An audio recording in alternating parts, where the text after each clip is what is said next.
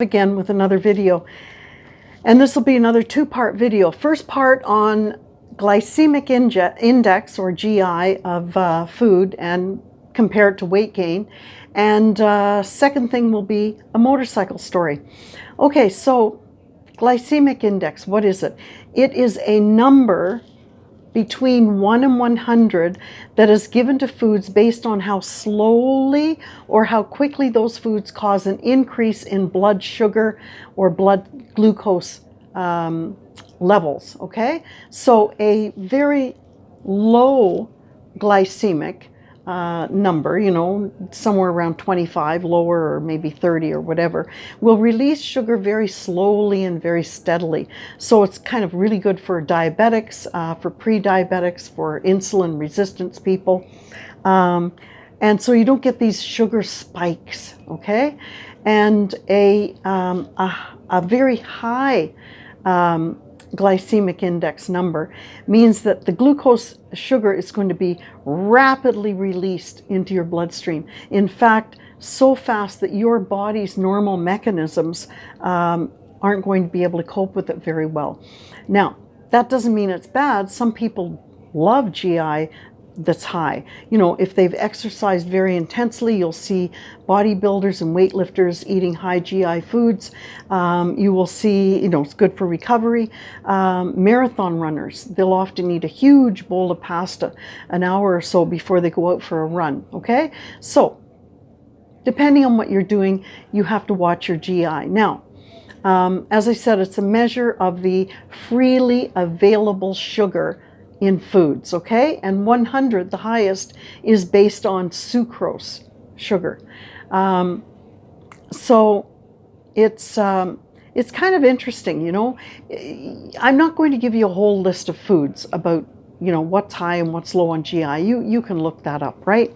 But I will say that it's a complex subject. For instance, how you cook a food or what you do to a food when you're cooking it can impact its GI number. So for example, you take carrots. I'm just going to take carrots as an example.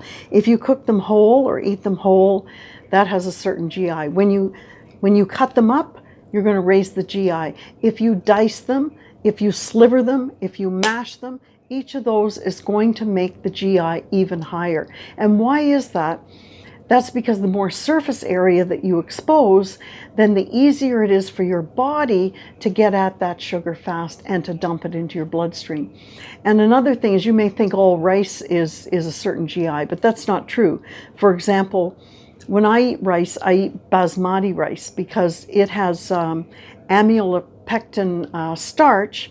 I never eat jasmine rice, which has this amylose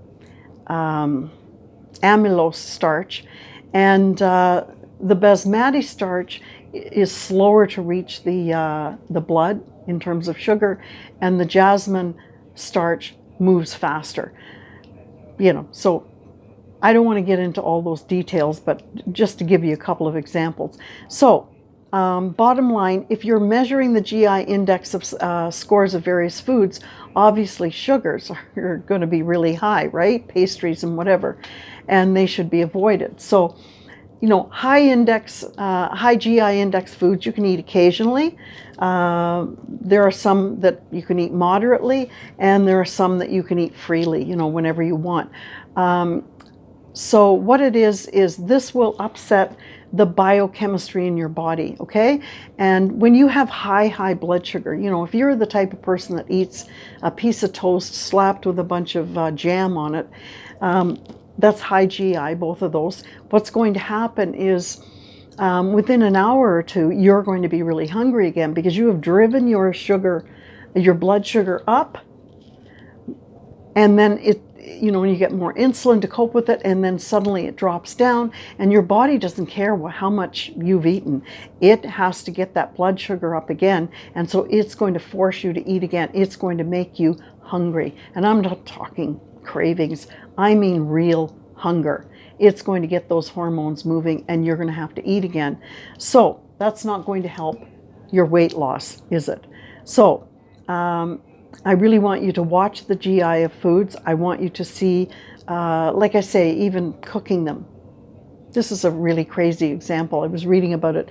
If you eat potatoes, they have a certain GI, right? But if you cool the potatoes to make potato salad, the GI falls. Why? And I thought, well, that was weird. So I did some research, and it's because the molecular structure or bonding has changed when that potato is cold after it's cooked. And so the GI falls. Fascinating, right? But anyway, watch the GI of foods. Now, today's motorcycle story, I'm going to kind of tie it into the national park story. You know, I had that in the last motorcycle story. Okay, so I'll just show you, I have this map again, and I'll show you where we were when this happened, right? I mean, if you've listened to me, you know that I've done, you know, over about 400,000 kilometers on biking. This is just North America. So the trip that I'm going to talk about is one that we did in this powder blue trip. You know, we went down through Kansas, Colorado, Wyoming, Montana, anyway, South Dakota. Anyway, we were in Wisconsin coming down here, and we were headed to Milwaukee because I had this Harley, and my husband had a Honda, but I had a Harley, and I wanted to go to the Harley Davidson Museum in Milwaukee, Wisconsin. So we were kind of in a hurry, so we hopped on the highway, and we're traveling along, and Dave is ahead of me on the bike. I'm behind him. And, you know, when you're a female on a large 1600cc Harley, you get a lot of people looking at you on the bike, you know, on the highway. People slow down, they take pictures, they wave, whatever. So anyway, there was a car beside me. Dave's ahead of me. I'm on the bike, and I'm traveling along, and I know there's a car beside me, but I don't really look over, right? I don't know. I didn't look over. So I'm traveling along, and the car is there for, you know, a long time. So finally I look over. Oh my God, it's a cop. He's got his flashers on, and he's like this. I'm thinking, oh shit. So, and you know, I'm Canadian, right? I don't fool around with the American cops. I do what I'm told. So I pull over to the side.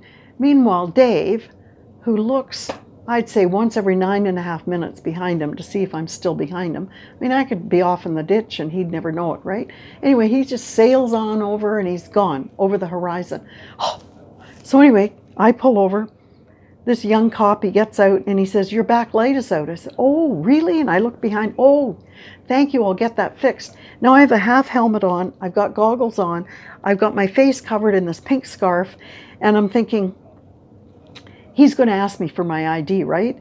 And I don't have any ID. I mean, Dave's got my ID. He's got my passport. He's got all... I don't even have any money on me. Now you might think, oh, that's so stupid. Why don't you have that? Well, when you get a pass, you can get a joint pass for the national park. Well, we're on 2 vehicles, so you have to show both sets of ID. So Dave had my ID and his ID, which he would show when we went into a national park, and then they would just wave me on. And I never got my ID back. I didn't even really think about it, right? And so I'm thinking, oh my God, if this cop asked me for ID, you know, I'm dead in the water, right? But he doesn't. He says, he notices that I'm upset.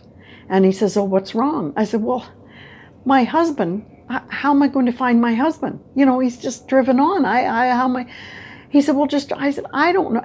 Never mind. He said, I'll get in the car. You're going to follow me and we're going to find your husband. I said, all righty, cool.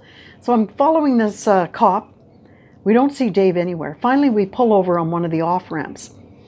And we look all over. He gets out of the car. We both look around. No Dave, right? I'm thinking, oh my God, what am I going to do? So I'm practically in tears. And he said, well, you know, looks at his watch. I'd like to help you, but I got to get back, okay? Good luck. And he drives off. And I'm thinking, shit, I have no ID. I'm imagining all this awful stuff, right? So I get back on the highway. I'm traveling down the highway, and I'm carrying on like 15 minutes. I'm thinking, oh my God, where's Dave? Dave could be going the other way on the highway and doesn't see me, or maybe he's on an overpass doing a U-turn and I'm under the pass. Anyway, I'm imagining all this. I have no money, no ID, and all I can think about is I'm going to have to sell my body to get home, right? Like, what am I going to do? So I decide, okay, I'm going to just head for the Harley Museum in Milwaukee, and I'm going to hope I have enough gas to get there. Anyway, about 25 minutes later, I see a little speck on the side, and who is it? Dave, right? He pulled over. Yes! Anyway, next year we got bike-to-bike communication, and that was the end of that. I mean, we don't talk a lot to each other on the bikes, but you know, if it's an emergency, at least we can talk to each other. Anyway, I never had to sell my body. Okay, see you in the next video. Bye for now.